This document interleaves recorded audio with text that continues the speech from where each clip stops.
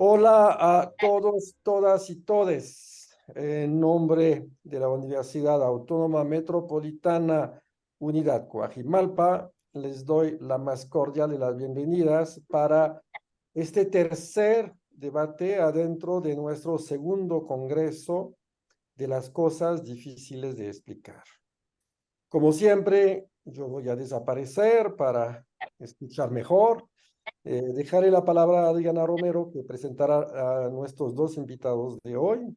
Y luego, pues, por supuesto, nuestro curador, Mario Beatín, llevará a cabo el debate de hoy. Así es que con mucho gusto y curiosidad, dejo la palabra a Adriana y yo me retiro aparentemente, pero aquí estaré escuchando, por supuesto. Hasta luego a todos. Gracias. Muchas gracias, Filip. Y también, como siempre, agradezco primero a los invitados, a Chus Pato, a Nicolás Cabral, por supuesto, a Mario, quien es nuestro cómplice en este segundo Congreso de las Cosas Difíciles de Explicar. Gracias a todos los que nos están observando en este video que fue primero grabado y después transmitido para el público. Y bueno, voy a presentar a los dos invitados. Por un lado tenemos a Chus Pato. Ella es una de las voces más representativas de la poesía galega contemporánea o gallega. Ahí, por favor, Chus, nos explicarás cuál es la pronunciación correcta, o tal vez es muy difícil de explicar, como el Congreso lo dice. Entonces, pero bueno, eh, es autora de 11 poemarios. Destaca la pentalogía de Crúa antes Método, que incluye Emtalá, Charentón, Hordas de Escritura, Sucesión y Carne de Leviatán. Ha recibido los Premios Nacional de la Crítica Española y en 2 ocasiones el Osada Diegues. Su obra fue recogida en decenas de antologías nacionales e internacionales. En el 2015, su voz fue incorporada a las grabaciones de la Woodbury Poetry Room de Harvard. Es miembro de número de la Real Academia Galega. Y bueno, pues muchas gracias por estar aquí. Y por otro lado, presento al segundo invitado, que es Nicolás Cabral. Es un editor y director de la revista de Artes La Tempestad y autor de Catálogo de Formas del 2014 y Las Moradas de 2017, ambos publicados por Periférica. Está por aparecer su colección de ensayos críticos, Formas de Habitar en Sexto Piso, que sería este año, en el 2023. Su trabajo está incluido en diversas antologías de narrativa y ensayo, entre ellas México 20, New Voices, también en All Traditions, en Pushkin Press del 2015. Es miembro del Sistema Nacional de Creadores de Arte y fue escritor residente del Literal Riches Colloquium de Berlín. Perdón si lo pronuncié no muy bien en alemán. Vive en México, donde se exilió con su familia de Argentina desde 1976. Y bueno, pues muchas gracias otra vez a los dos. Y pues te dejo la palabra, Mario. Hasta luego. ¿Qué tal? Buenos días, qué gusto estar.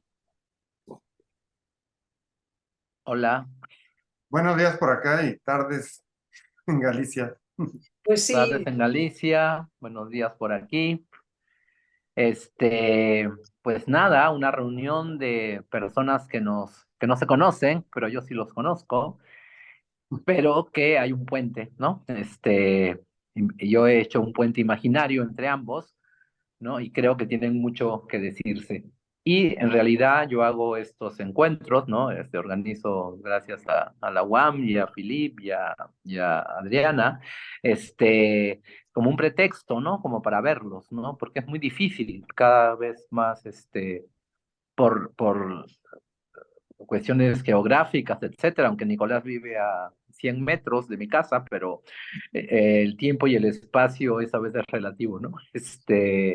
Y bueno, eh, en un libro de hace muchos años, ¿no? Había un famoso cuadernillo de las cosas difíciles de explicar que iba escribiendo un poeta ciego y pues iba notando allí, iba reflexionando sobre las cosas, pues que esas, difíciles de explicar, y entonces yo quería usar esto como leitmotiv, como un pretexto para que entre ustedes se encuentren a partir de esta pregunta, ¿cuál puede ser la cosa, qué cosa piensan que puede ser lo difícil de explicar?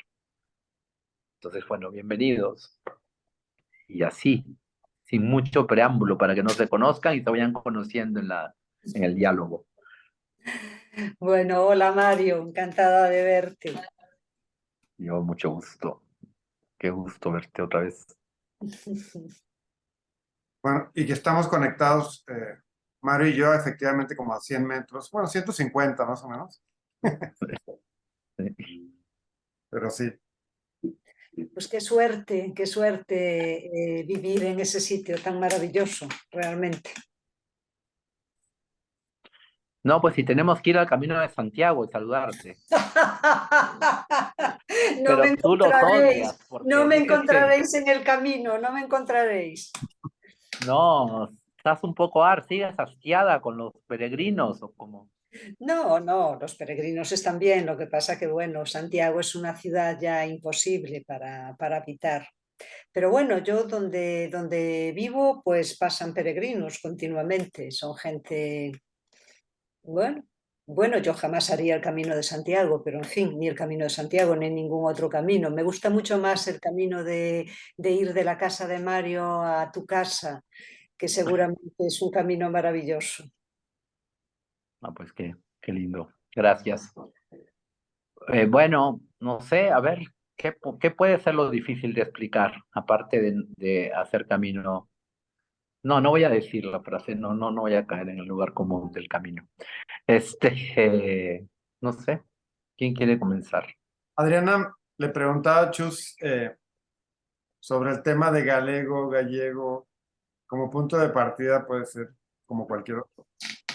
Bueno, pues te contesto. Si estoy hablando en castellano, como lo estoy haciendo, pues voy a decir gallego. Si eu falara agora mesmo en galego, pois eu me referiría a miña lingua como galego. É dicir, é unha cuestión idiomática, non? Un idioma di gallego e outro idioma di galego. Unha cousa moi simple. Creo que en portugués tamén se di galego. Sí. Non ten Y ningún...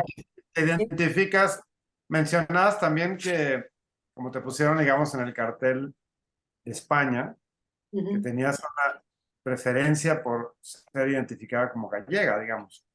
Sí, sí, de hecho, pues hubiera preferido que se pusiera Galicia y después España. Bueno, España es un país descentralizado, como todos sabéis, y con varias lenguas. No solamente se habla en castellano, también se habla en catalán, en euskera, en galego, también se habla en asturiano, en leonés, bueno, se hablan bastantes lenguas en la península. Y bueno, pues en ese sentido sí me gustaría que en el cartel figurase mi procedencia, la procedencia de mi lengua en todo caso, ¿no? De la lengua en la que escribo. Esa podría ser una de las cosas difíciles de explicar, por la tendencia, digo, en unos sentidos es muy antigua y en otros sentidos se ha intensificado con los temas identitarios, que creo que en España tienen eh, a nivel de países y nacionalidades dentro del Estado español, toda una discusión desde, bueno, que yo sepa de hace mucho, eh, pero ahora hay otros temas de identidades que están atravesando la literatura y en general la cultura, ¿no? No sé cómo lo vives tú esta parte. Yo personalmente, no tanto el tema de la relación con el lugar de uno, sino tal vez en mi caso lo vivo diferente porque yo nací en Argentina, crecí en México y al final no me siento del todo una cosa ni la otra, aunque soy propiamente mexicano eh, por un problema aritmético de que solo viví un año en Argentina y el resto de los siguientes 46 en México. Entonces, pero no sé, siento que es un tema que está como en la escritura para hablar de lo que nos dedicamos y que a mí no sé si es algo en realidad de lo que quiero huir, pero tú no sé cómo lo vives. Mira, bueno, es una cuestión de larga trayectoria, sobre todo en el tiempo, ¿no? Porque, bueno, forma parte de lo que es mi biografía o de lo que es mis vivencias o unas decisiones que se toman en un determinado momento. Bueno, llevaría algún tiempo explicarlo y así para hacer un resumen, bueno, para que nos podamos entender un poco, pues te diría que bueno, yo te llevaría un poco atrás a la guerra civil, al golpe de Estado y a la guerra civil. Ya sé que estoy yendo un poco hacia atrás. En ese momento, pues mira, fíjate, el Estatuto de Galicia, el primer Estatuto de Autonomía Gallega, se aprobó en las Cortes, en las últimas Cortes de la República, entrando ya los golpistas en la... Bueno, sí, a punto de acabarse la guerra, en las últimas Cortes, ¿no?, republicanas, se aprobó lo que ya había aprobado todo el pueblo gallego, que era un estatuto de autonomía muy parecido al que tenemos hoy en día, ¿no? Bueno, a partir de ese momento tú sabes que tuvimos 40 años de dictadura, que se dice pronto, porque son 40 años, ¿no? Es toda una vida. Entonces, bueno, en esos 40 años pues hay una cuestión, ¿no?, que para mí ya no es una cuestión identitaria, ¿no? Es una cuestión de justicia, ¿no? Es una cuestión de derechos, ¿no? Pues en esos 40 años en los que el 90% de la población en Galicia hablaba en gallego, pues no podía hablarlo públicamente, ¿no? Entonces, bueno, pues el gallego se hablaba en las casas, como un idioma es imposible de extirpárselo a la gente, porque la gente no sabe hablar otro idioma, ¿no? Esa es la cuestión. Entonces, bueno, pues es un idioma muy maltratado, es un idioma, al igual que dentro del Estado español hay una serie de divisiones geográficas, económicas, sociales y nacionales, y a los gallegos pues nos ha tocado siempre ser mano de obra exportable, ¿no? Nos conocéis perfectamente en América, sabéis perfectamente quiénes somos. Adriana tiene dos apellidos que yo creo que son gallegos, ya nos lo dirá ella, y bueno, pues hemos estado emigrando 2 siglos, ¿no? Bueno, después acaba la guerra civil, viene la democracia, el gallego ya es legal, se puede hablar, pero nosotros en Galicia seguimos votando al Partido Popular, que es un partido que tiene una política lingüística muy nociva para el uso público del gallego. A lo largo de todo este tiempo, ¿qué ha pasado? Bueno, pues que el gallego se ha ido perdiendo, que cada vez menos gente habla gallego y que estamos en un momento en el que realmente se está perdiendo el idioma, ¿no?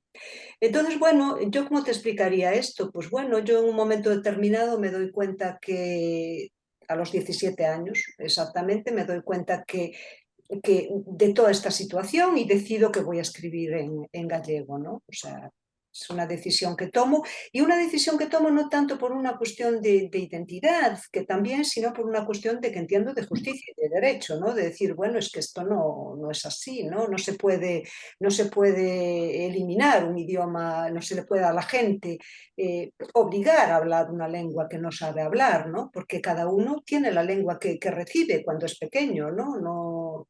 Las lenguas a ese nivel no se eligen, ¿no? Entonces, bueno, yo comienzo a escribir en gallego y después pues pasa el tiempo, pues llego hasta aquí, ya han pasado muchísimos años desde esa decisión y sigo escribiendo en gallego, o sea, para mí es ya la cosa más normal del mundo. Y en ese escribir en gallego para mí es una especie de acto de restitución, ¿no? De decir, bueno, si la guerra civil no hubiera tenido el desenlace que tuvo, pues lo más normal es que pues el gallego se hubiese hablado, yo hubiera tenido una educación en gallego y no hubiera tenido que pasar por todas estas calamidades, que no las paso yo, sino que las pasan mis padres, ¿no? Y que de alguna manera te las transmiten. Bueno, a mí me parece que tener 2 idiomas fluctuando siempre en la cabeza es una riqueza y estoy muy contenta de esa decisión. No sé si te dije. Ya digo, no es tanto una cuestión de identidad para mí como una cuestión de derechos y una cuestión de justicia. Para mí es más importante el derecho que tiene un pueblo a hablar su lengua que la cuestión identitaria. Claro, y en literatura además, la lengua, Mario. No, es que lo que ya hablaba Chus, ¿no? Era de los años de dictadura, el franquismo, ¿no? Pero la situación no cambia tampoco de manera estructural actualmente. Sí, no existe la prohibición de hablarlo, pero institucionalmente, pues sí, sigue habiendo como lengua de segundo orden, ¿no? Hay premios, me dijiste, Chus, que tú no puedes aspirar, por ejemplo, el Cervantes, varios premios que No, son para lengua española, supuestamente. sí. Sí, no, pero Entonces, ni los escritores en euskera ni en las otras lenguas. sí. No, pero de todas maneras, yo, Mario, eso es una cuestión ya del Estado, pero es que incluso en Galicia los gallegos y las gallegas pues votamos continuamente un partido que tiene una política lingüística, porque esto no ocurre en Cataluña o en Euskadi, o sea, son diferentes las fórmulas, ¿no? En Cataluña sí se habla perfectamente catalán, bueno, que conocéis perfectamente cómo es la cuestión catalana porque se hizo muy famosa con el referéndum y todas estas cosas, y el euskera, pese a ser un idioma tan complejo y difícil, pues avanza. En realidad solamente el gallego retrocede y eso no tiene tanto que ver con una política estatal como con la política de la autonomía en Galicia, ¿no? Y con el voto de los gallegos y de las gallegas y con la incapacidad también de alguna manera de la izquierda, por así decirlo, de Galicia, para unirse y hacerle frente a estoy hablando de institución, a nivel de política institucional, a estas cuestiones, ¿no? Luego también habría que ver cómo todo esto se da en el Estado y efectivamente en el Estado se va avanzando y realmente en estos últimos 4 años se ha avanzado y yo espero que se siga avanzando, ¿no? Y bueno, pues en Madrid pues se creen que solamente existe el castellano, pero bueno, yo creo que poco a poco se van enterando también de que hay otras lenguas, ¿no? Poco a poco. Bueno, Nicolás vivió muchos años en Barcelona, sabe bien el problema catalán. Y también, de alguna manera, hay dos lenguas, Nicolás, cuando dices esto de argentino-mexicano, ¿no? Ahí también hay como dos, como dialectos, ¿no? De alguna manera, pero que no solamente en la manifestación coloquial, sino en una manera de entender el mundo, ¿no? Que es lo que es importante, ¿no? En las lenguas, más allá de la manifestación externa. Sí, eso es interesante, ¿no? He visto que el único lado donde enfatizan en las traducciones, por ejemplo, de qué zona de la lengua proviene, está escrito el libro, es por ejemplo en Francia, que ponen traducido del español argentino, traducido del español mexicano, ¿no? Bueno, algunas editoriales creo que hacen eso, lo he visto. Pero sí, eso es interesante porque al final yo tengo la sensación que por lo menos cierto tipo de literatura, cierto tipo de escritura viene de un desajuste con la propia lengua, de este tipo de tensiones. Por ejemplo, en el caso de Chus, la tensión del tipo que sea entre su lengua y la lengua estatal, digamos, o la lengua de uso del Estado. Y a mí, por ejemplo, como escritor, el tema entre llamémosle declinación, entre la declinación del castellano argentino y el mexicano. Yo nunca hablé el argentino, salvo muy pequeño en mi casa, o sea, con mis padres, pero al final a mí me quedó como, a la hora de escribir, seguramente no elegí hacer un tipo de literatura muy coloquial, muy localizada, porque me sentía medio impostor. Y al mismo tiempo, pues como argentino, sería aún más artificial darle como un color local de ese tipo, ¿no? Entonces seguramente en mi caso tiene que ver eh, la elección de un lenguaje tal vez más enrarecido o más de problematización del propio idioma que la elección como de las particularidades locales, aunque últimamente estoy tratando de hacer otra cosa con eso, pero yo digo que al final lo que te hace escribir tiene que ver con tomar cierta distancia del propio lenguaje y a veces tiene que ver esto, una cultura bilingüe o a veces zonas de una misma lengua que tienen particularidades que como dices Mario, producen también maneras, la construcción de las frases también tiene que ver, la sintaxis produce también o proviene de maneras de vivir, de maneras de entender las cosas que son distintas entre unos países y otros. Bueno, lo que dices es muy, muy, muy interesante, desde luego yo poco conozco Buenos Aires, poco conozco México, pero son dos ciudades completamente distintas y con una historia completamente distinta. Yo he leído algunos relatos tuyos y porque no he tenido tiempo de leer más. Y bueno, me impresionaron muchísimo y no sería capaz de imaginar a alguien, a un escritor mexicano escribiendo esas torturas que aparecen en tus relatos. Estoy pensando ahora en concreto en un relato que creo que tiene una cita de Beckett. Y bueno, sí, es Beckett, ¿no? Es Beckett, pero es que yo inmediatamente voy a Argentina y voy a la dictadura, o sea, no, esos cuerpos que reptan, claro, sí, es Beckett, no cabe duda, ¿no? Pero esa manguera que chorrea agua sobre esos cuerpos en cuanto se ponen erguidos, en cuanto, bueno, y esa historia con el que es posiblemente un infiltrado y esas fugas del muro, ¿no? Es que por un lado, no veo a un escritor argentino escribiendo eso, ni veo a un escritor mexicano escribiendo eso. No tanto con respecto al idioma, que yo francamente pues no pensé en esto, ¿no? Y claro, ahora que lo dices, pues la cuestión coloquial, sí, no eres nada coloquial, afortunadamente desde mi punto de vista, y pues sí, no soy capaz de imaginar a un escritor argentino haciendo ese relato ni a un escritor mexicano escribiendo ese relato. Creo que es eso lo que quiero decir. También creo que al final, yo pienso que hay dentro de las tradiciones, tanto de la literatura mexicana como argentina,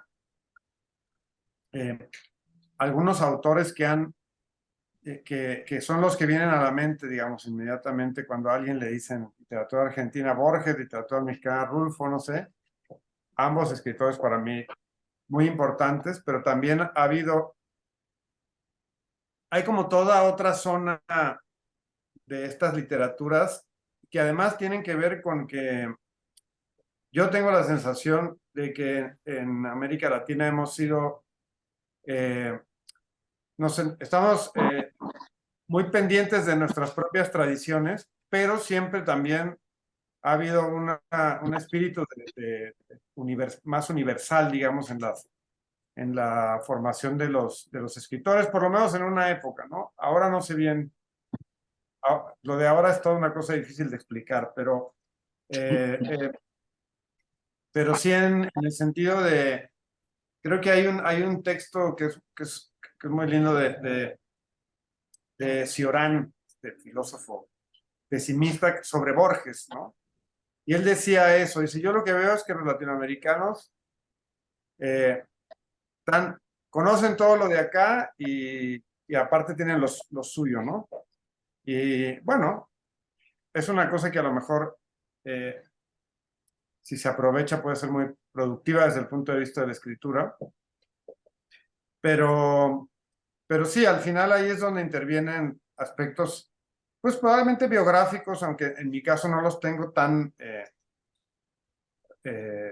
no soy tan consciente a la hora de escribirlo, ¿no? Lo que dices de Beckett sí es como un Beckett aterrizado, por decirlo así, el despoblador con alguna trama que se puede identificar con lo latinoamericano, no solo con lo argentino, porque acá hemos tenido en toda la región sí, pero es muy argentino.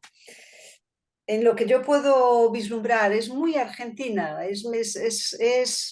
sí, no es Chile, no es México. Sí, acá también se ha practicado la tortura con habilidad. Sí, sí, de tortura se practica. Lo sé, no quiero decir sí, pero entiendo, sí. pero No quiero decir yo que Argentina se lleve la palma de las torturas, no, ni la palma de las dictaduras, no, por favor, se no. esmeraron también, pero Hablo de tus relatos y hablo por ejemplo, el primer relato de ese libro, de ese señor que se construye el cubo y se mete dentro del cubo. Es que, no sé, es que ni una cosa ni la otra y es para un lado y para el otro. Es una frontera y es una frontera que a mí me gustó y es una frontera que, Dios, es muy violenta la forma de tu escritura en esos relatos. Es lo único que juzgo porque es que no leí más. Entonces, pues es violenta y a mí me gustó porque me pareció real, me pareció que tocas algo, ¿no? Que tocas algo, que llegas con la escritura a tocar algo, ¿no? Y yo sentí las mangueras, sentí el cubo, sentí los muros. Me hizo muchísima gracia a los vecinos del Señor del Cubo, bueno, sobre todo la señora, ¿no? Y toda esa historia. Es un viaje de andar por el barrio de un lado para otro que me gustó hacer, ese camino, me gustó mucho hacerlo. El señor gordo que debería llamar el narrador Sebo. Bueno, pues me gustó, pero me pareció una escritura que no tenía país marcado, que no tenía, que era como eso, como estar en la grieta, como estar en una grieta, como estar en una fisura y que tocaba, que el lenguaje era real, ¿no?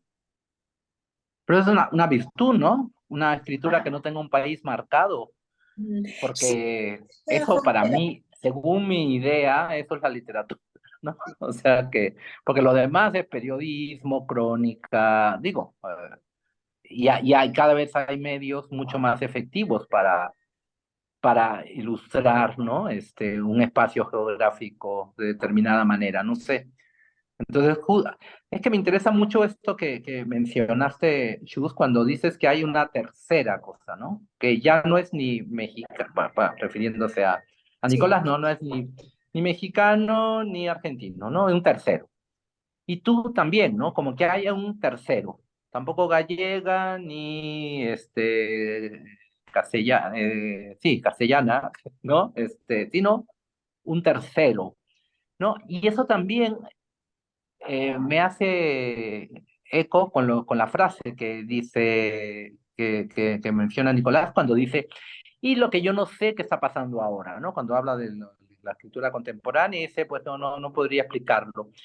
Y yo pienso, pero digo, no sé, es una intuición, que justamente falta ese tercero, ¿no? O sea, como que hay un tercero que está dejado de lado, ¿no? Por contar algo concreto, una realidad, no sé, más afín a, no sé, un trabajo de estudios culturales, de testimonial, etcétera, ¿no? Y ese tercero que mencionas, ¿no? Que no sé a qué país pertenece, ¿no? Me parece fantástico, ¿no? Porque justamente eso es es lo que yo busco, ¿no? En una película, en un libro, en un poemario, no sé, un poema es que esté más allá, que esté dentro y fuera, ¿no? No sé, César Vallejo, ¿no? No sé, vamos a poner, creo que un poeta que los tres estamos de acuerdo, ¿no? Y sí, y yo lo leo desde lo quechua, ¿no? Yo también viví en Perú mucho tiempo, ¿no? Yo lo leo desde lo quechua, también entiendo a un Vallejo que tal vez no se entienda, pero no importa, ¿no? Porque está y no está, y está en el lugar de la literatura. Y cuando habla de Cioran, ¿no? Esto que suena bastante despectivo, ¿no? Pero que también es un problema que me gustaría que habláramos, ¿no? Este eurocentrismo, ¿no? Que dice, bueno, es una gente que aprendió bien todo lo nuestro, ¿no? Aprendió bien las bases, los elementos de la cultura occidental y le sazonan con cosas de cada uno de su lugar, ¿no? Y eso le da como cierto colorido, ¿no? Céline lo pone también, lo dice en El viaje al fin de la noche, ¿no? Cuando él está hablando de la escuela de medicina, dice, de esta escuela es el colmo, ¿no? Cuando dice que es un colmo, vienen hasta argentinos, hasta peruanos, vienen a estudiar aquí. Entonces es como decir ya como el confín del mundo, ¿no? Entonces, no sé, por ahí veo que hay como cosas comunicantes que tal vez nos ayuden a no explicarnos nada. Bueno, ahí yo creo que lo que pasa, tal vez vuelvo a cómo comenzó la charla, que es, creo que por lo menos un sector de la escritura contemporánea está muy concentrada en lo identitario en este sentido. Pero lo identitario, digamos, en lugar de problematizarlo, a veces está tendiendo a volverse algo muy específico. Es decir, como si, y eso para mí, en un sentido, está muy atravesado por la influencia que tiene el modelo económico, es decir, a que todo se convierte en un mercado. Entonces la escritura también, entonces yo escribo para las mujeres, yo escribo para los migrantes, yo escribo para lo que sea. No, en ese sentido da un poco lo mismo. Pero bien Pero ahí, pensante, ¿no? sí, sí, Escribo para ellos, pero bien pensante, porque si escribiera sí, mal para ellos, sí, sí, sin perdón. molestarlos. Sí, claro.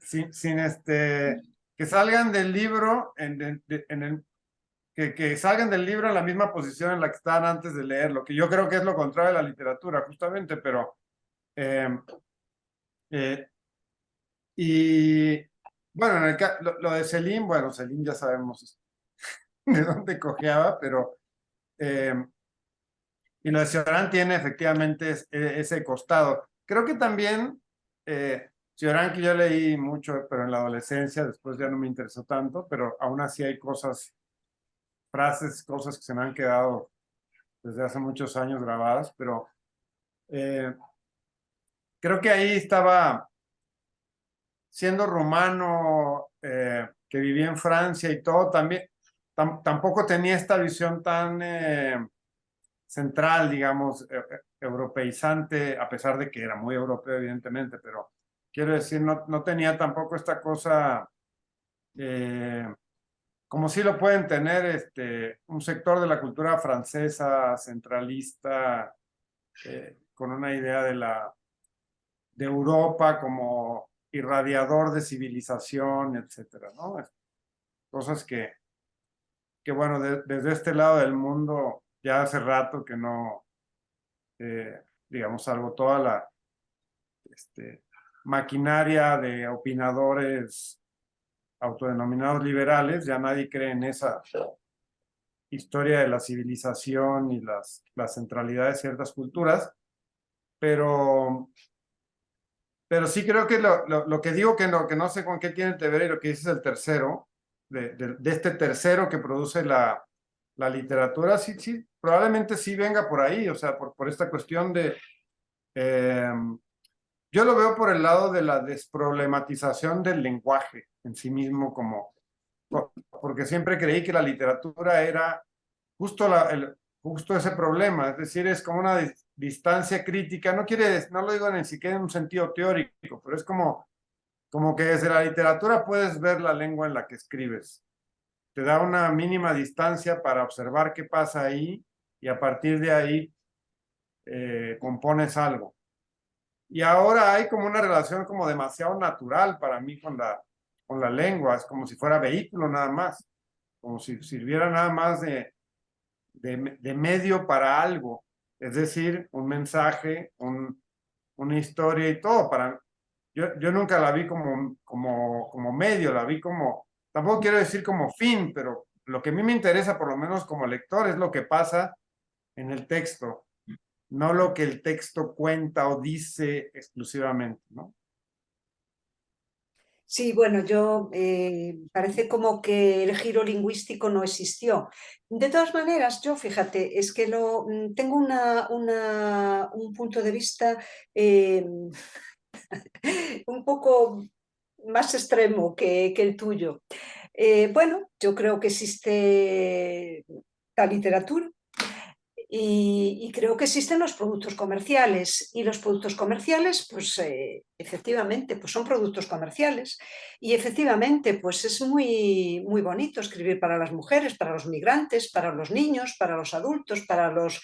está bien, esto sin confundirlo con literaturas que sí tienen facetas identitarias, pero que, porque claro, es que el problema no es la faceta identitaria, el problema es lo que tú dices. Y me voy a referir ya a un poema, ya no quiero hablar de literatura en general, sino de poemas, ¿no? Y ni siquiera de poesía, sino de poema, ¿no? El poema es un artefacto lingüístico y tiene una lengua propia, la poesía tiene una lengua propia, y esa lengua se construye a lo largo de meditaciones larguísimas con respecto a ciertas palabras, ¿no? Que yo cuando Mario propuso esto de explicar las cosas difíciles, más que las cuestiones de Galicia o así, pues yo lo que pensaba era que lo que es difícil de explicar es palabras como las palabras que son las más brutales, las que tienen más peso, por ejemplo, la palabra parto o la palabra concepción o la palabra alma o la palabra el amor, la palabra amor o la palabra muerte, que son palabras que tienen muchísimo que ver con el poema, que son fundamentales para el poema y que lo difícil que es poner la palabra amor en un poema, ¿no? O sea, y bueno, pues tú puedes hacer poesía amorosa y vender muchos libros y, y bueno, eso es la actualidad y eso es el mercado y eso es el capital comiéndose pues la literatura. A mí no me da igual completamente, es algo que ya, es que no, es que de verdad, es que ya ni lo considero, ¿no? Porque yo sé que el poema es otra cosa, ¿no? El poema es otra cuestión y el poema nunca es actual, el poema no es dialógico, el poema no le das a un botón y se pone a dialogar contigo. Yo sé que el poema es como una montaña, como un océano, como una isla, como las imágenes que estoy viendo de vosotros los dos, y que el lenguaje del poema y la lengua del poema tiene que tocar y es ciego completamente y fundamentalmente es tacto. Y va pues tacteando en esas palabras que puedes llevar toda una vida, o sea, no sabes cuándo empiezas a pensar lo que es la concepción o lo que es un coito, ¿no? Y eso te puede llevar toda la vida y puede ser un poema a lo largo de toda la vida. Bueno, si tú quieres hacer poesía feminista, pues bueno, yo soy feminista, ¿no? Pero yo no hago poesía feminista, estoy harta de decirlo, porque si quiero hacer algo feminista, pues escribo un ensayo y escribo un panfleto y voy a las manifestaciones y vivo todo eso, ¿no? Y vivo toda esa problemática. Lo que sí me interesa a mí a lo mejor es pensar y meditar sobre lo que es un parto. Eso sí me interesa muchísimo meditar lo que es un parto o meditar como algo que es una fuga de todo y que es el alma. Si yo digo, mi alma es un ciervo, estoy huyendo del lenguaje y estoy yéndome para ese tercero, estoy yéndome para el ciervo y de repente soy un ciervo y mi alma es un ciervo. Y si ese ciervo entra en el coito y entra en el momento de la concepción, estoy haciendo levitar el cuerpo del lenguaje. No sé si entendéis lo que quiero decir, ¿no? Y levito yo y levita el lenguaje. Entonces, eso es el poema. ¿Eso es un poema feminista? Pues sí, es un poema feminista, pero no es un poema sobre la identidad feminista en el que se dan unas consignas para que tú te liberes. La liberación es otra, la liberación es ser capaz de hacer liberar el cuerpo del lenguaje y levitarlo a través de la introducción de la alma de un ciervo en el momento en el que se concibe un nuevo ser y se pare ese nuevo ser. Bueno, ya dije bastante, ya me fui. No, buenísimo, qué bien. Síguete yendo, por favor. ¿No? Porque tenéis que hablar vosotros. Y yo creo que esto que acabo de decir, por ejemplo, esto que acabo de decir del ciervo, del coito, de la levitación, y añado una levitación románica, es decir, pétrea, con la luz y la rosa hacia el occidente, hacia el ocaso, y que eso suceda en un poema, es algo mucho más feminista, y es una escritura mucho más feminista que un poema lleno de consignas en las que te explican que tienes que ser feminista por esto, por lo otro, por lo otro. Y ese es, o sea, en todo caso yo concibo la identidad del alma ciervo atravesando un coito. Es algo así.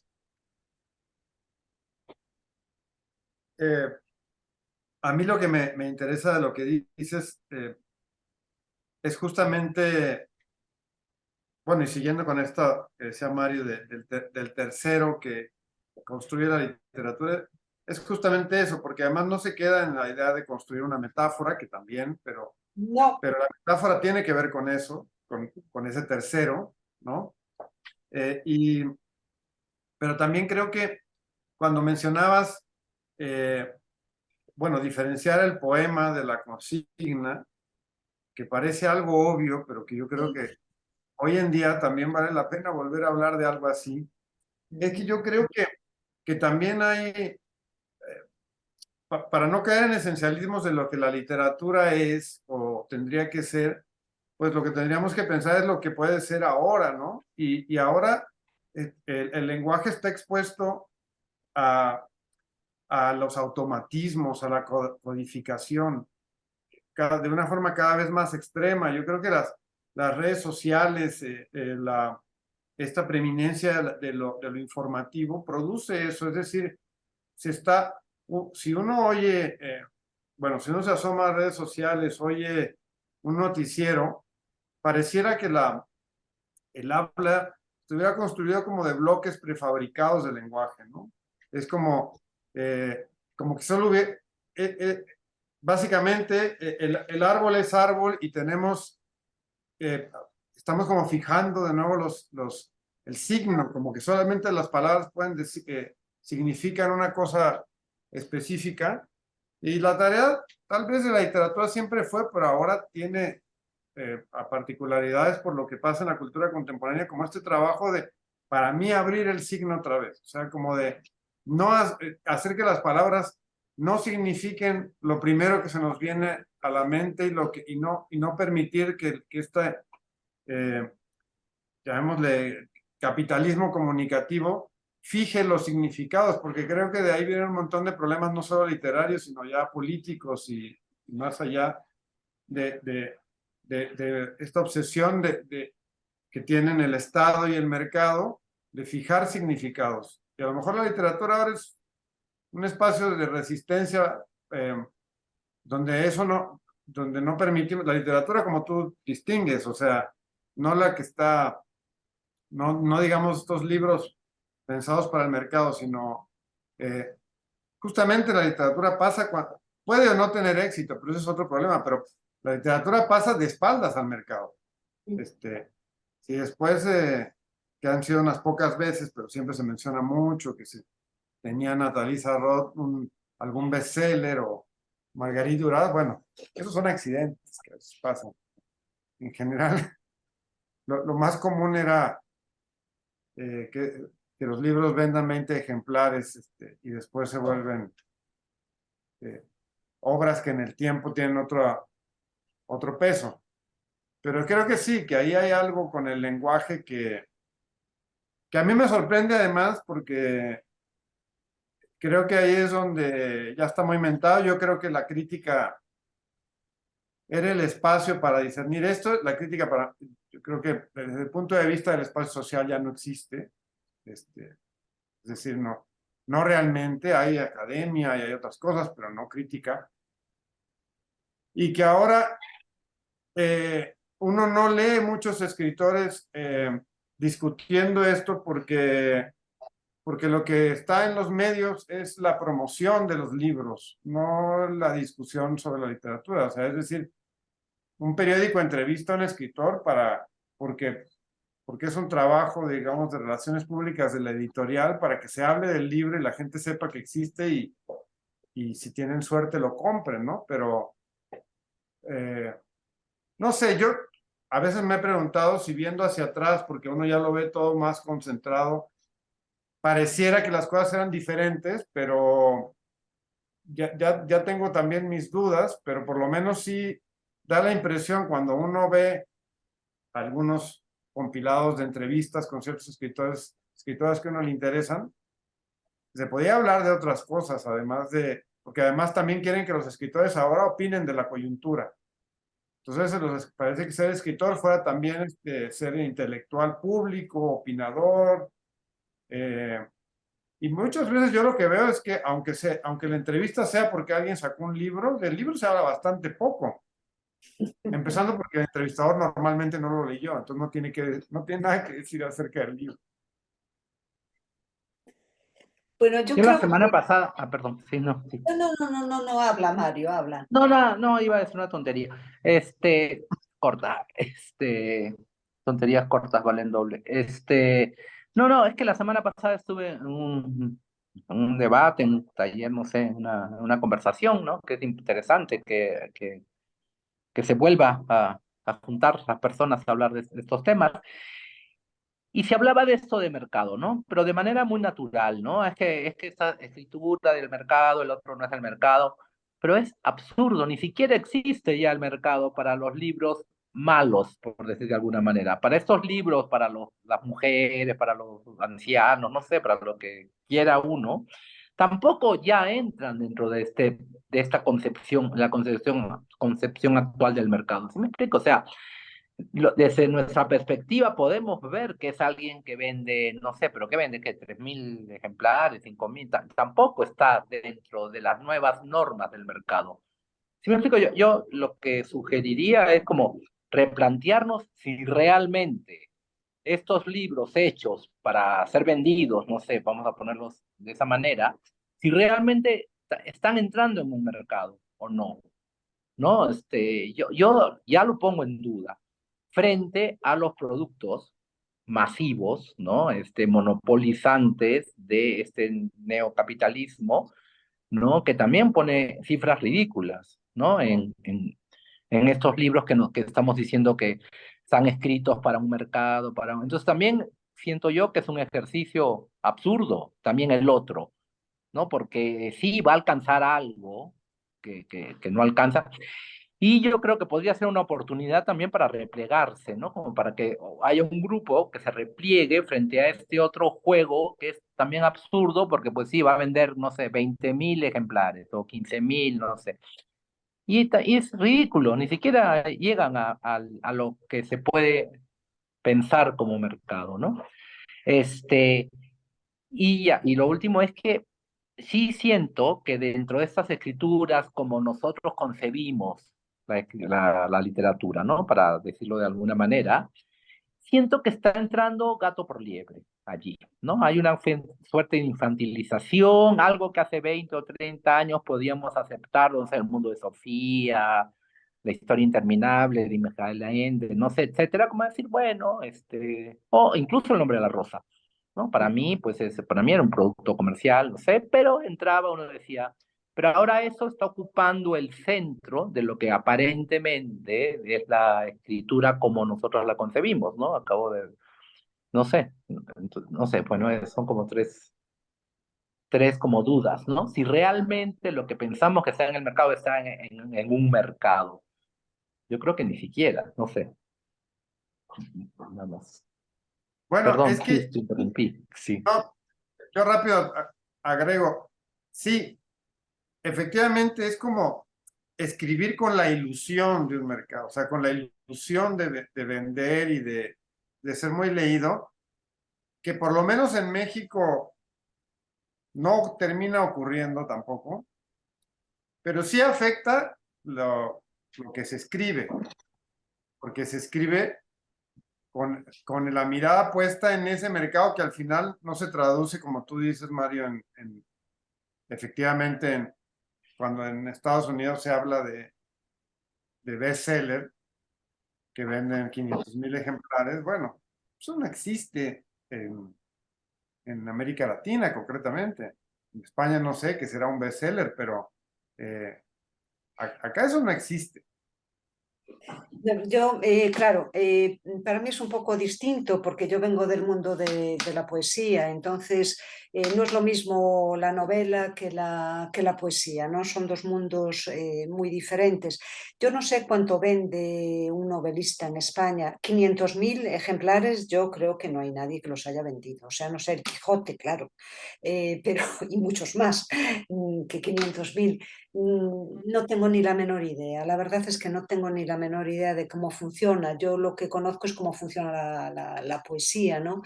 Y la poesía pues se vende por muchas razones, ¿no?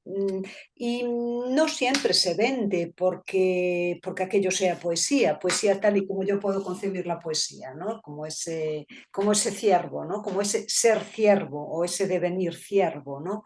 Y que sea el ciervo quien escriba, ¿no? Quien dice ciervo, dice montaña, dice isla, dice cualquier otra cosa, ¿no? Cualquier otra cosa que no sea un yo, lo que entendemos por un yo, ¿no? Entonces, pues bueno, claro, yo ahí no puedo hablar porque sé que los dos sois narradores y os movéis en un mundo de narrativa que no tiene nada que ver con las tiradas pequeñitas, mínimas, y que dices tú, uff, es que este vende mucho y lo que vende son 500 ejemplares, o sea, es que no es así el mundo. Pero sí existe, a pesar de todo lo que estoy diciendo, sí existe en la poesía del Estado español en su conjunto, pues una poesía que vende más que otra y es una poesía didáctica, es una poesía para, bueno, lo que decíais antes, para la buena gente, para que entres y salgas del poema como si te bebieras un vaso de agua, ¿no? Es que no... Yo lo que pienso es que hubo un momento en el siglo XX, cuando acabó la Segunda Guerra Mundial, en el que se permitieron muchísimas cosas y en el que sí se apostó por una cultura de este tipo y por una literatura de este tipo como la que se sigue haciendo hoy en día, ¿no? Como la que creo que cualquiera de nosotros los tres pretende hacer, ¿no? Y esa literatura en esa época sí tuvo una visibilidad, pero la vida, el momento en el que estamos viviendo nosotros, desde luego es otro.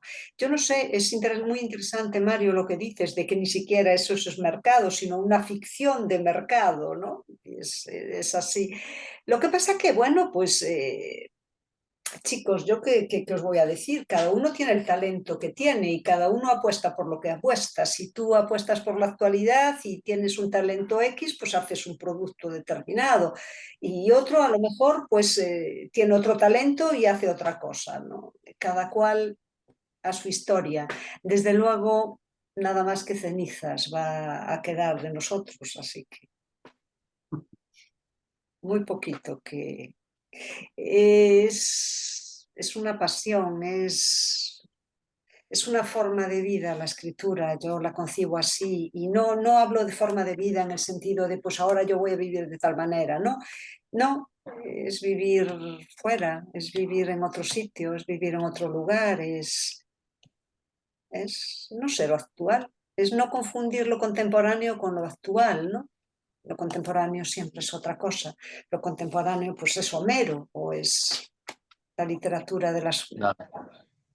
Eso es lo contemporáneo, ¿no? Lo actual, pues bueno, a quien le guste la actualidad que vea Netflix, a mí me encanta también, quiero decir, y escribes como Netflix y te quedas encantado de la vida, yo qué sé, cada uno que apuesta por lo que quiera y que haga, que tenga su negocio con lo que quiera. El mío, desde luego, el mío es la Ilíada. No tengo otra Hay, forma. hay una cosa que he estado pensando desde hace rato, porque lo mencionaste, Chus, en varios momentos. Primero hablando de las ciudades y recorrer caminos. Bueno, empezó todo por el Camino de Santiago, que decía Mario, pero eh, no, y me acordé de una idea que tenía Marcelo Cohen, que tristemente murió hace poco. De la literatura, él tenía una idea que mencionó una vez, que era la idea de transporte. Mm. O sea, que le obsesionaba como una idea como de que el texto, sí, te movía o te hacía, o te desplazaba, ¿no? Y tú mencionabas hace rato, bueno, sí, tanto en el sentido físico de moverse en un lugar, pero se me ha quedado a mí eso del transporte, porque sí, después me quedé pensando si justamente los textos que me interesaban tenían que ver con eso, con que te llevan o te sacan. digamos, ¿no? O te y- meten, da igual, Sí. pero te hacen algo. Sí, y también cosas, no sé, bueno, lo que leí más reciente de Mario también tiene que ver como si la escritura ya fuera indistinguible de vivir, o sea, como un continuo, ¿no? Y entonces, quiero decir, todas estas ideas que al final se pueden teorizar, pero creo que cuando se escribe se pueden entender a un nivel más vivencial o de casi de oficio,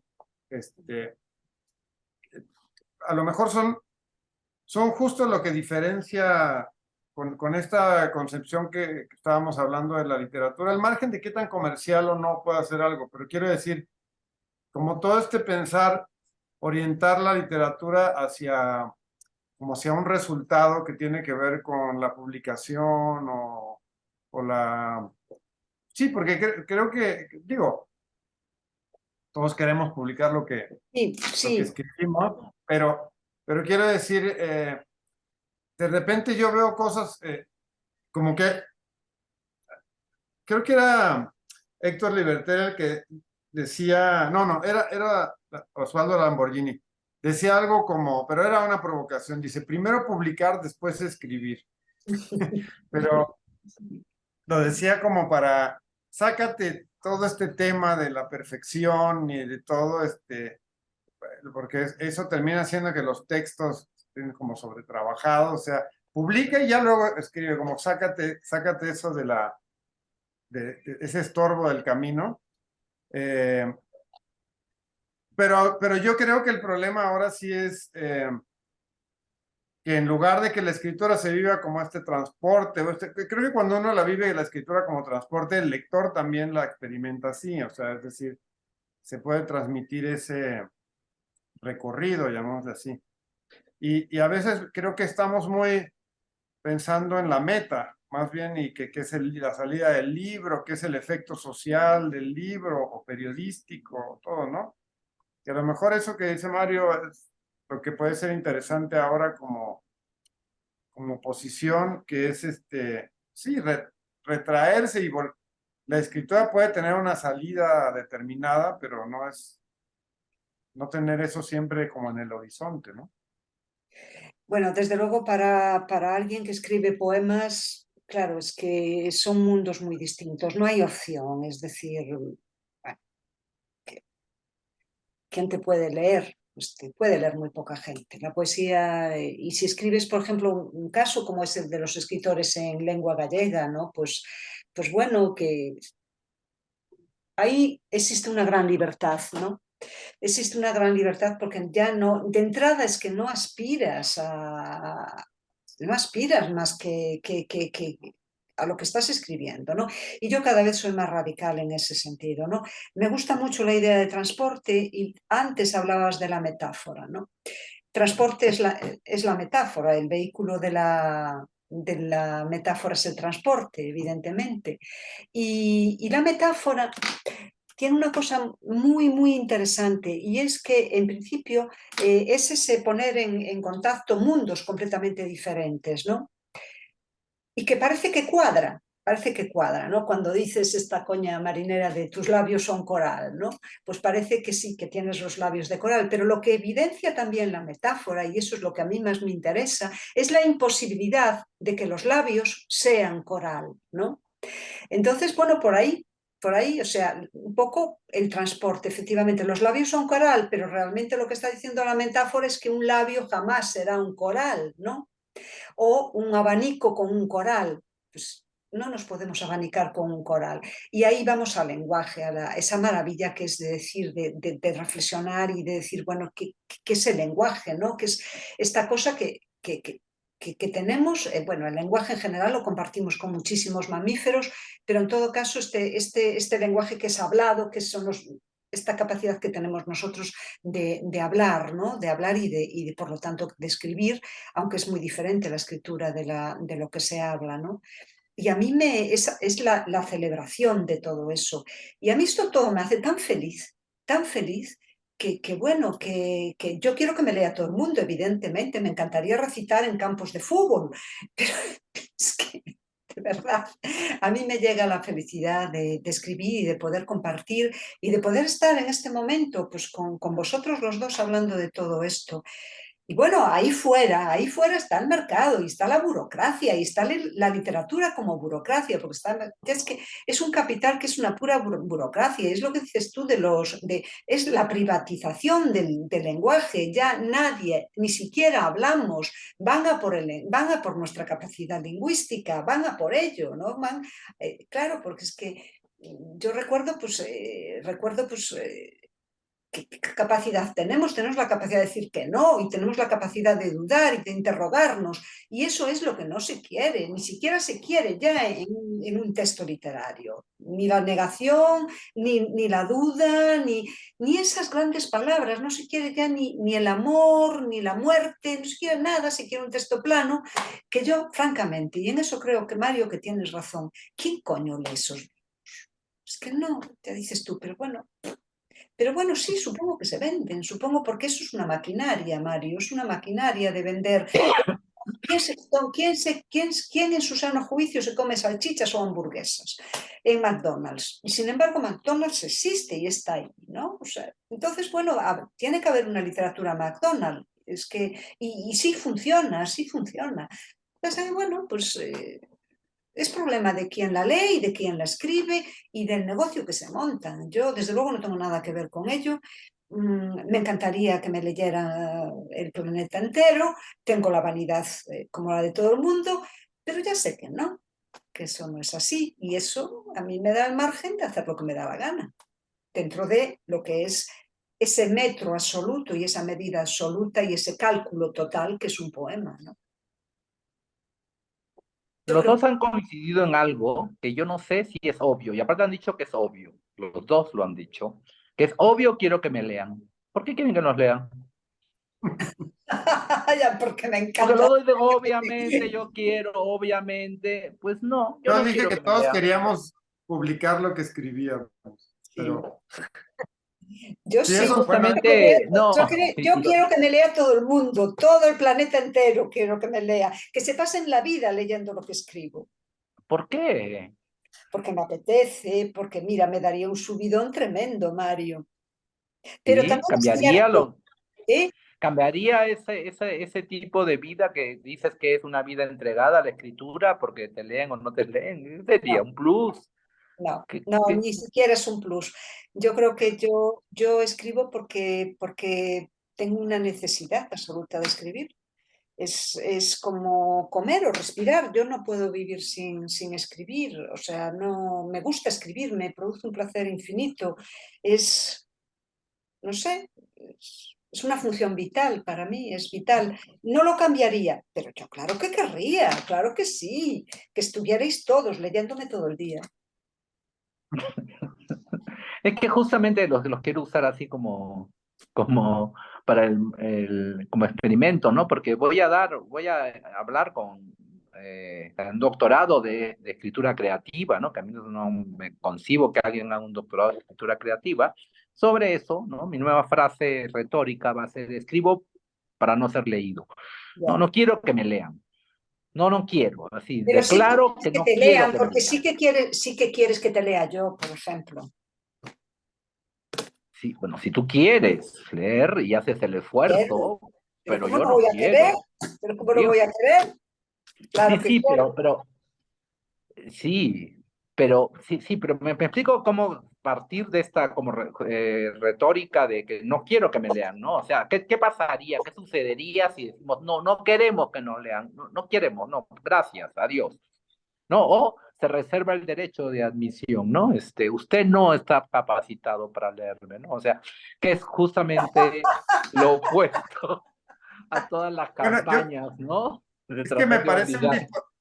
me parece lo que dices como un dispositivo útil para poner como en una posición muy radical mucho de lo que hemos estado diciendo. Es como es que yo escribo, eh, busco algo Obvio ahí, te gusta, sí, perdón. pero, Sí. pero, pero pero no, pero sí, no tiene ni por qué ser leído, ni por qué gustarle a alguien, ni por qué ser aclamado, ni por qué producir nada alrededor de eso. O sea, es decir, sí, como una... Yo también lo que he visto es que hay... También esto depende mucho de, bueno, no sé, el talento, qué sé yo. Ha habido escritores y escritoras muy pendientes, digamos, de su figura pública y todo, que de todos modos han escrito grandes libros, ¿no? O sea, es decir, que hay quien tiene la capacidad de, llamémosle, una frivolidad particular y un gusto por el contacto público y por el reconocimiento, y de todos modos escribir cosas que valgan la pena en el sentido que lo entendamos. Y después también ha habido más casos, creo yo, de quien sí escribió lo que tenía que escribir porque eso es lo que hace y después eso tuvo o no una repercusión, sobre todo hablando en lo inmediato, porque de casos de autores que en su momento nadie, no tuvieron ninguna repercusión ni nada y después ya descubrieron que era la gran cosa, bueno, de eso está llena la historia de la literatura, ¿no? Pero creo que lo que tú dices, Mario, yo creo que es un principio de, una especie como de moral de la escritura. Escribo para que no me lean, creo que está muy bien. Es que yo recuerdo que hice 3 frases, ¿no? Que funcionaron muy bien. Primero, la primera fue no quiero que me crean, ¿no? Cuando todo el mundo quería ser verosímil, creíble, ¿no? Verosímil no, obviamente, verosímil, siempre hay que ser, pero no, yo no quiero que me crean. Entonces todo el mundo se quedó así como pasmado, ¿no? Luego odio narrar, ¿no? Y ahora no quiero que me lean. Y lo pongo, no sé, en el sentido, no sé, de mi vecino, ¿no? Mi vecino que me verá escuchar a la máquina, me verá escribiendo, y entonces él dirá, ¿no? Le debe encantar escribir, ¿no? O sea, ¿cómo no le va a encantar? Obvio que le encanta, pues si está todo el día ahí, yo lo miro, ¿no? Desde mi ventana que está ahí en la máquina, no sé. Y no, es otra cosa, me explico, ¿no? Yo no quiero escribir, me explico, es un poco lo que dice Chus, ¿no? Cuando dice es una forma de vida, pero es una forma de vida que está dada, que no sé si es buena, mala, o sea, está llena de contradicciones, pues como todas las cosas, ¿no? Entonces yo no podría decir, sí, me encanta escribir, porque pues, no sé, llevo 50 años sin apartarme de un papel, ¿no? Pero eso no quiere decir que me guste, ¿no? O sea, digo, en el sentido, no hay palabra, pues, ¿no? En el sentido tradicional, ¿no?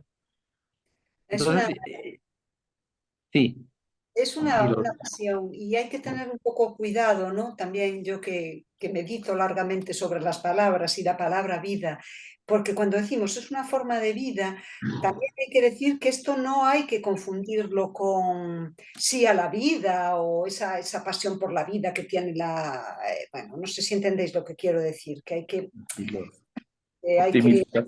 que hay que tener cuidado con la vida, ¿no? Que es una palabra, la vida yo creo que es lo más impropio que existe, ¿no? Y entonces pues siempre decimos mi vida, mi vida. Bueno, mi vida no existe porque la vida no es de nadie, la vida es completamente impropia. Y evidentemente toda la burocracia en la que vivimos, el capital neoliberal y todas estas cosas, estas pestes de nuestras vidas, ¿no?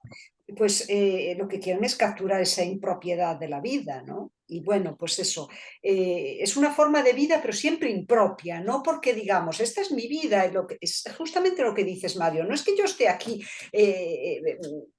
felicísima dándole a la tecla, dándole al ordenador y ay, ay, ay, ay, ay, no, no, no, es lo impropio de la vida lo que es interesante y la literatura siempre se hace sobre lo impropio porque es la falta absoluta de propiedad y en la distancia mayor del capital, no en el lenguaje, claro, una cuestión lingüística, ¿no? Y es eso lo que es en ese sentido, ¿no? De que no es el vecino, pobre vecino, Mario, tenerte de vecino, Dios mío. Bueno, yo eh, terminé hace tiempo, pero voy a publicar ahora un libro de ensayos y yo le decía a alguien que a la hora de que estuve como tratando, son ensayos sobre muchos autores, narradores. Mario está por ahí. Y yo le decía a Laura, mi pareja, dije, acabé el libro y me di cuenta que escribir sobre los autores que me interesan me volvió anarquista. O sea, me volvió anarquista, más que una experiencia política concreta. Porque dije, a la hora que me trataba de explicar lo que me interesaba de la escritura de tal escritora, de tal autor, me di cuenta que todo tenía que ver con cuando el lenguaje escapa como del poder. Y el poder en el sentido amplio de Estado, de capital, de un montón de cosas, de estructuras sociales, de la familia, o sea, y muchas literaturas tienen que ver con sacar el lenguaje de esos ámbitos donde está controlado. Y dije, bueno, es que es exactamente eso, o sea, como que a lo mejor escribir así de una manera que no he conseguido en mi vida diaria de que me dejen en paz, o sea, de que no vengan a dictarme cómo debe ser la vida, qué debo pensar, cómo debo hablar, con qué me debo identificar, ¿no? Y justamente creo que los libros, y yo creo además, porque sí, Mario y yo, como narradores, pero bueno, sí la poesía para mí es digamos, un área como lector que ha sido muy recurrente. Yo creo que no puedes ser un narrador del tipo de lo que estamos hablando si no tienes una relación con la poesía, ¿no? Hablando de género poético, después ya sabemos que poesía la podemos entender si nos vamos hasta los griegos como algo mucho más abarcador. Pero creo que al final a mí me causa eso la literatura en general que me interpela, y es que me saca como salirse de sí, ¿no? Esta cosa hasta entendido medio en sentido extático, casi místico, pero tiene que ver con que de repente algo que lees me descolocó de mi lugar habitual en la vida, el mundo, lo que sea. Y bueno, a lo mejor creo que cuando uno escribe trata de lograr eso que leyó que le causó el texto de alguien más, no sé, me pasa. Creo que en realidad me ha pasado más veces leyendo poemas que relatos, ¿no? Pero por eso yo después terminé, claro, cuando tú hacías la distinción, Chus, literatura versus toda esa otra escritura que sirve para otra cosa. Bueno, es fundamental. Todo eso sería poesía en última instancia, es decir, una particularidad del lenguaje que nos permite mirar desde otro lado, mirarnos también desde otro lado, ¿no? Sí, permite esa fuga que es necesaria, porque si no es que vivimos en un mundo que no nos deja espacio ninguno de libertad, no existe prácticamente, está todo, bueno, son todo rejas, es todo una casilla, ¿no? Y te levantas y empiezas a producir, y bueno, yo ahora estoy jubilada, en ese sentido muy contenta, ¿no? Pero bueno, he pasado toda la vida trabajando y ganándote la vida, es lo que es así, ¿no? Y bueno, pues es ese reducto donde puedes de alguna manera ser libre. Y bueno, claro, ahí también me gustaría pues, centrar la cosa en que escribir poesía no es escribir lo que te apetezca, ni lo que quieras, o sea, que hay un metro, ¿no? Que hay un metro y que un poema es algo que tiene que ver muchísimo con el cálculo, ¿no? Como supongo que es un relato o una novela. En el cálculo hablo de cálculos lingüísticos, ¿no? Y de cuestiones de oficio, ¿no?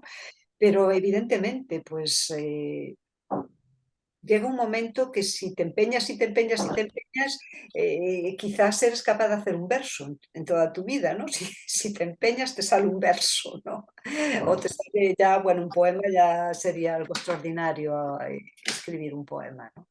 Pero bueno, que hay que empeñar, sí que es como un reducto de libertad, ¿no? De decir, bueno, aquí lo hago y esto es lo que es, y que no me venga nadie a decir que no lo es o que lo deja de ser, porque es que me da igual completamente, porque sí se sabe, cuando uno hace algo se sabe, ¿no? Y si eso queda, pues queda, y si no queda, pues que sea ceniza como todo lo demás.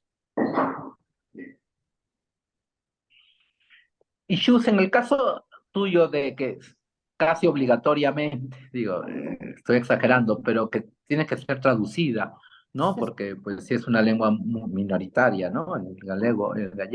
Y ¿sientes que los traductores traspasan el arete, el soplo, ¿cómo es tu relación con las traducciones? Pues yo es que cualquier traductor me parece cualquiera persona que me quiere traducir ya es que me parece alguien maravilloso, así de entrada. Además, yo he tenido muchísima suerte con las traducciones al inglés en concreto.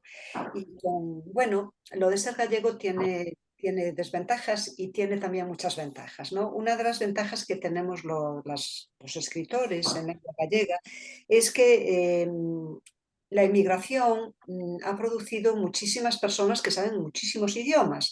Es decir, pues mi traductora, que se llama Erin Moure y que es de Canadá y que es de una familia ucraniana y gallega, ¿no? Es una mezcla de ucranianos y gallegos, pues bueno, un buen día llegó a Galicia, aprendió gallego y se empeñó en traducirme. O sea, ¿qué me va a parecer a mí Erin Moure? Pues algo maravilloso, o sea, es que me tocó la lotería, ¿no? De todas maneras, Mario, una cosa es traducir, es que te traduzcan y otra cosa, por ejemplo, yo tengo 6 libros traducidos a inglés, ¿no? Vale, bueno, de ahí a entrar a los lectores en lengua inglesa es difícil y no es lo mismo la poesía, vuelvo a insistir, que la narrativa. Yo supongo que si un autor mexicano se traduce, como es tu caso, Mario, en el tuyo, no lo sé, Nicolás, se traduce al inglés, pues tú seguramente entras en contacto con un grado de lectores amplio. El hecho de que a un poeta se le traduzca al inglés no debe ser lo mismo que lo de un narrador, no lo sé. En todo caso, a mí la traducción me parece extraordinaria, me parece que los poemas no pierden nada. Claro, tienes que tener una buena traductora, un buen traductor, evidentemente. Yo soy una afortunada en ese sentido. Aún hace poco, bueno, a final de octubre iré a Lisboa, a la Casa de Pessoa, ¿no? La Casa Museo de Pessoa, y me han vuelto a traducir al portugués y me ha traducido Joao. Bueno, y es una maravilla leer un poema mío en portugués, es un placer infinito, porque además no es realmente una traducción con el portugués. Con el portugués pasa un poco como con el argentino y el mexicano, estás en la misma agua y simplemente estás haciéndolo, ¿no? Esto me lo dijo Joao, ¿no? Me dijo, en realidad no te traduzco, estoy en el mismo río buscando, y es distinto el poema en portugués y es el mismo poema en gallego, eso es mágico, es magia pura, lo de traducirte al portugués es magia pura. Y luego están las traducciones al castellano que yo agradezco muchísimo, en fin, que soy feliz, yo con los traductores feliz, absolutamente feliz. Pero así como creo que lo que dices de si sería en todo caso más como narrador, más ser traducido eso tuviera más repercusión, digamos, que la poesía. Me parece que sí. También depende porque yo no estoy, ningún libro, solo textos sueltos han sido traducidos, pero concretamente en inglés ha habido 2 intentos que las editoriales luego no quieren, pero también en narrativa interviene un factor que es muy jodido, digamos, para algunos de nosotros, que es que en el mundo anglosajón las ideas sobre lo que es la literatura latinoamericana o mexicana en específico son tan específicas Sí, que sí, sí, cuando sí. te sales tú un poco de ahí, no Nada. interesa, porque consideran que eso no le interesa a nadie. Es decir, Ujú. si uno revisa la literatura mexicana que se ha traducido en los últimos años, están en 2 o 3 cajones muy específicos. Hay unos que son, y esto es al margen de las calidades, que hay cosas ahí que a mí me pueden interesar, otras que no, pero eso es al margen.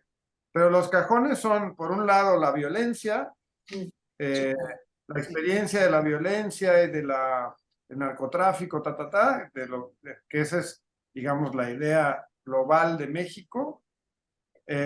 Otra es la de las mujeres escritoras, y esto a mí me parece muy bien, porque antes no ocurría, pero también está muy orientado a esta cosa como de literatura escrita por mujeres y casi como si estuviera escrita para mujeres, como si no pudiera ser literatura a secas, ¿no?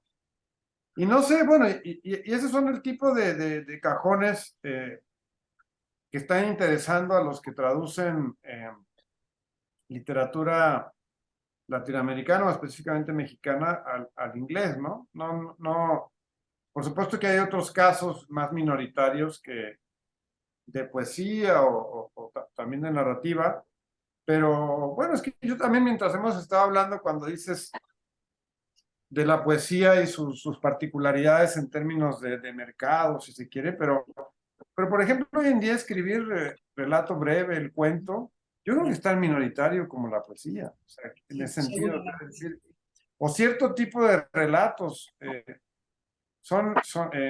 tienen un público tan pequeñito como se entiende que la poesía tiene, aunque no sea siempre así.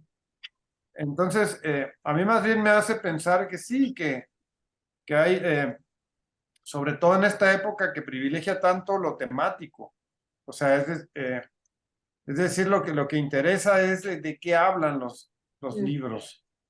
Entonces, yo creo que todas estas cosas distorsionan y hacen pensar que la ficción sirve, por ejemplo, sí, para ilustrar o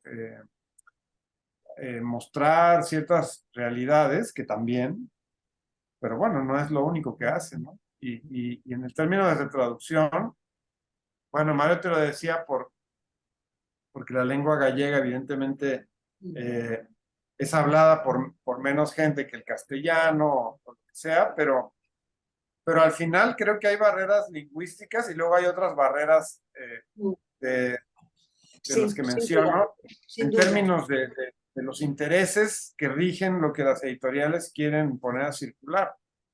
Sí, de hecho, me estoy recordando una conversación privada hace poco en la que un amigo decía que, una persona que sabe, pues que con respecto a la narrativa española, lo único que interesa en los países anglosajones es la guerra civil. O sea, que si no escribes sobre la guerra civil, pues que no hay posibilidad de que te traduzcan. O sea, que es lo mismo que estás diciendo tú. Sí, sin duda, no. Seguimos, las fronteras siguen existiendo y bueno,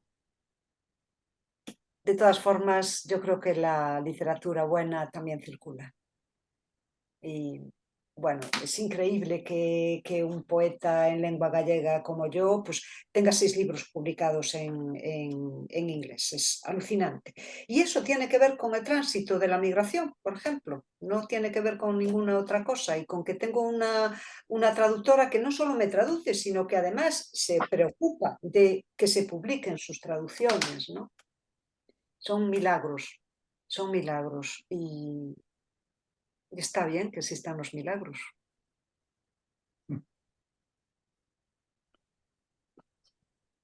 Bueno, entonces creo que lo difícil de explicar puede ser por qué escribimos, ¿no?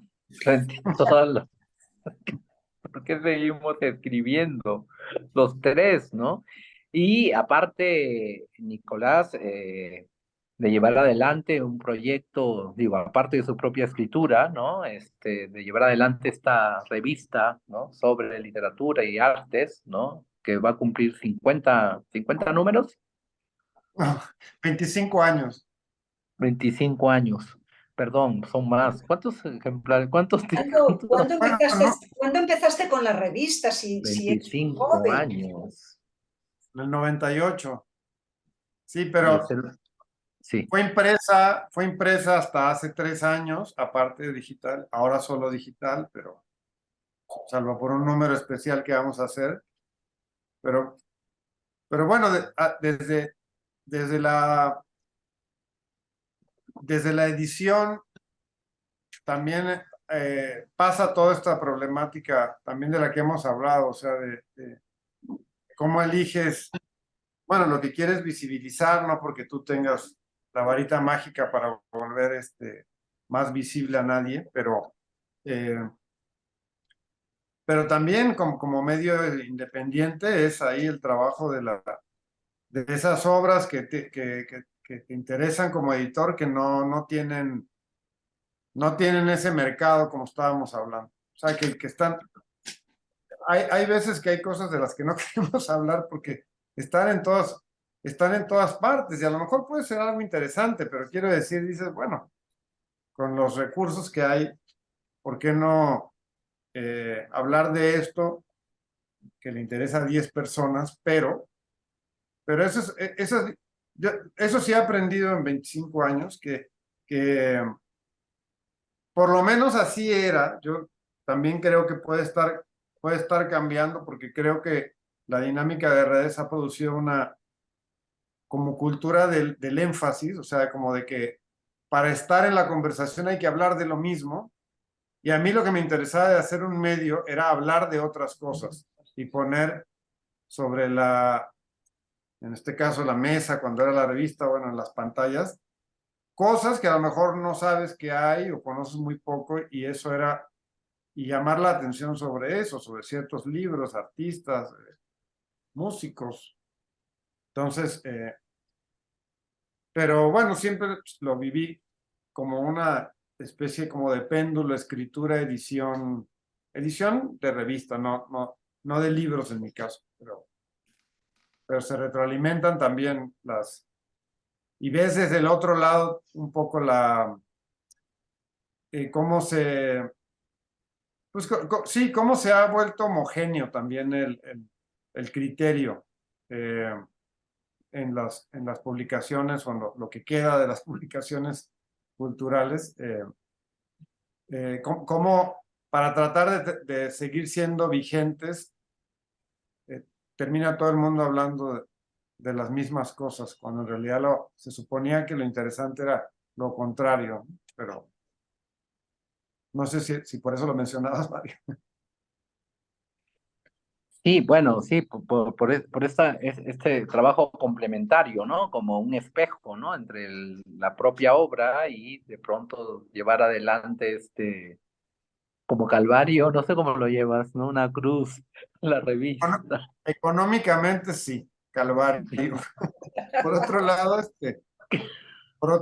en otras cosas ha sido bueno hacer tantos años una revista. No, sí, bueno, para nosotros ha sido buenísimo, los lectores, pero no sé, desde el otro lado, ¿no? Bueno, pues no sé, nada, quiero agradecerles haber estado juntos de nuevo, ¿no? Haber aprovechado esta ocasión para verlos, ya que nunca nos podemos ver, la vida cotidiana nos separa. Y bueno, nada, saludarlos y agradecerles haber estado aquí presentes. Gracias a ti, Mario, gracias a ti por juntarnos, que es un placer. ¿No? Y aparte para que se conozcan ustedes, ¿no? Que era lo que yo quería saber, ¿no? Quería ver qué ocurría, sabía que iba a ocurrir algo maravilloso, ¿no? Sí, ha sido un gusto. Yo, y de hecho, solo pude leer en internet lo que está por ahí, pero bueno, ahora tengo mis maneras de obtener los libros para seguir la conversación de otra manera. Bueno, pues les agradezco muchísimo. Gracias, Adriana, gracias, Felipe. Gracias. Gracias a todos. Gracias. Hasta luego.